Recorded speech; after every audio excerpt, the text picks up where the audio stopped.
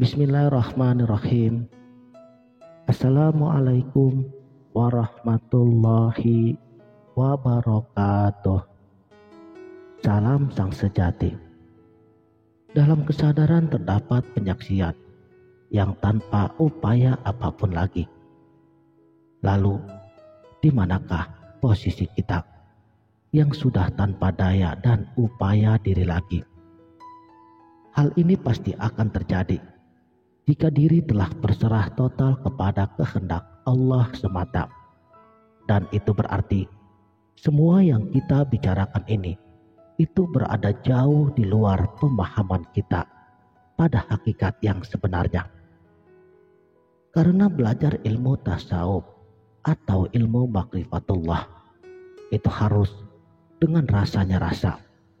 Dan tentunya akan sangat berbeda jadinya dengan apa yang dipelajari dalam pengertian ilmu syariat yang memang hanya mengaji dengan telinga dan mulutnya saja, dan mereka hanya yakin akan hasil kerja daripada panca inderanya.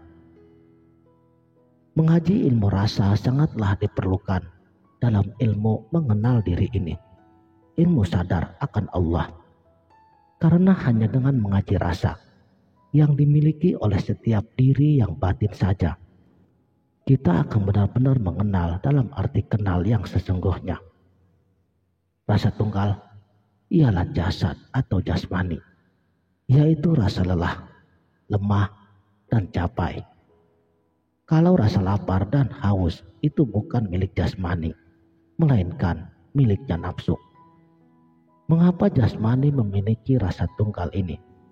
Karena sesungguhnya dalam jasmani atau jasad kita ini ada penguasanya atau penunggunya. Nah, dalam ilmu makrifatullah kita diajarkan untuk mengenal yang namanya alif lam alif.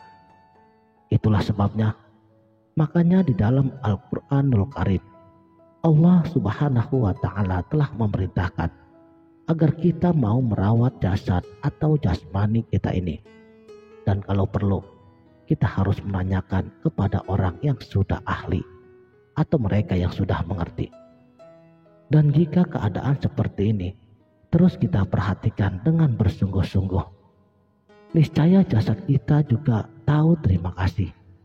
Karena kalau dia kita perlakukan dengan baik, maka kebaikan kita pun akan ia balas dengan kebaikan pula. Karena sesungguhnya jasad itulah pakaian sementara untuk hidup di alam fana ini.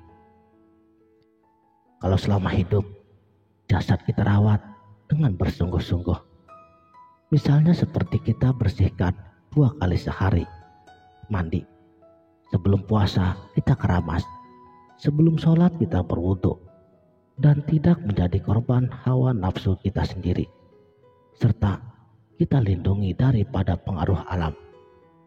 Maka dikala hendak mati, jasad yang sudah suci itu pasti akan mau diajak bersama-sama kembali ke tempat asalnya, yaitu untuk kembali kepada Sang Pencipta. Seperti halnya kita bersama-sama di waktu kita datang ke dunia ini. Tetapi pandangan yang umumnya kita lakukan malah sebaliknya. Mati dianggap dengan meninggalkan jasad. Padahal kalau jasad sampai dikubur, maka alif lam alif akan mengalami siksa kubur. Begitu juga dalam mencari nafkah, baik itu lahir maupun nafkah batin.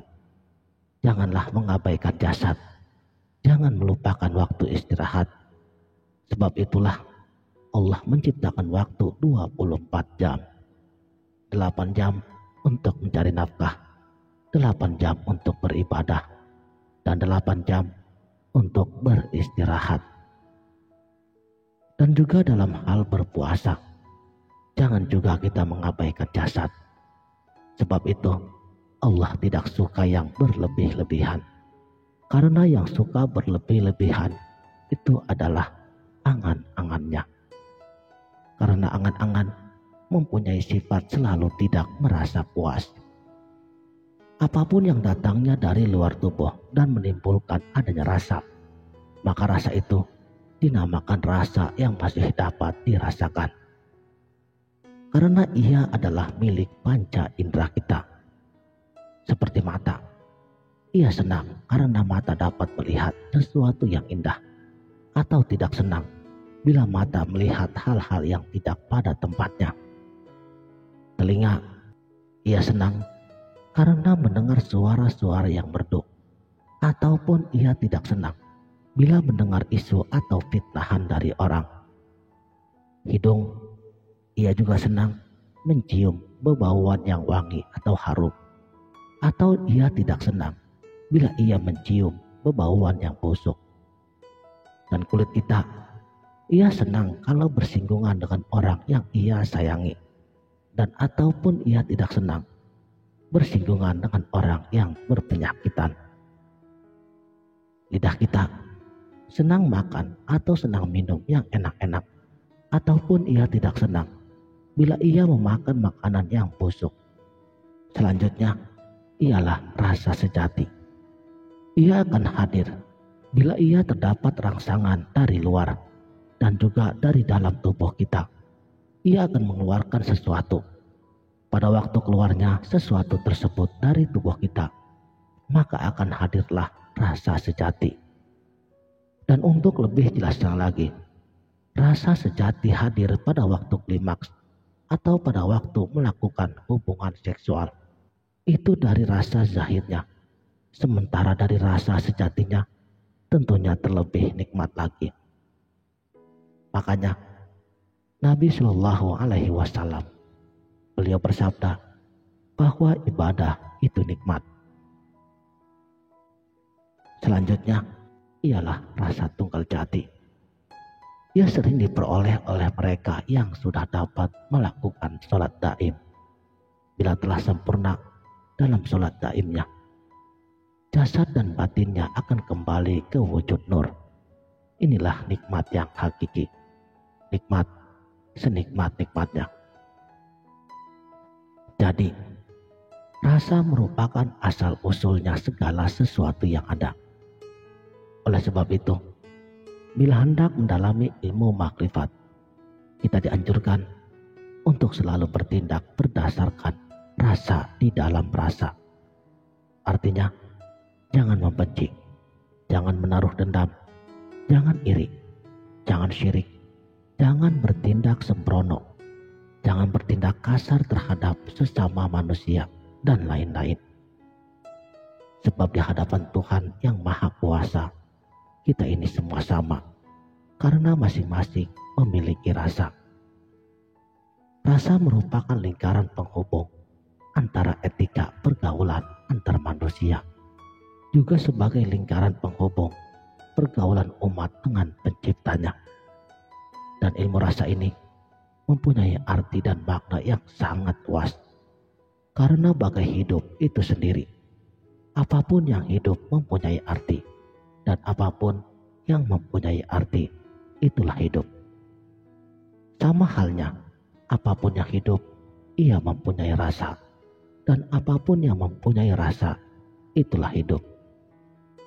Mudah-mudahan dengan penjelasan singkat pada video ini, kita akan dapat mengambil kesimpulan bahwa yang mendiami rasa itu adalah hidup, dan hidup itu sendiri ialah Sang Pencipta. Sebab kita semua ini adalah umat yang dihidupkan, jadi ada penciptanya. Oleh sebabnya, umat manusia harus saling menghormati, tidak saling merugikan, bahkan harus saling tolong-menolong, dan lain-lain. Dan Allah berfirman, "Hai manusia, masuklah kalian dalam perdamaian. Jangan berpecah belah mengikuti langkah-langkah setan. Sesungguhnya setan itulah musuhmu yang nyata." Sekianlah. Terima kasih telah menonton. Sampai jumpa di video berikutnya. Wabillahi taufik wal hidayah.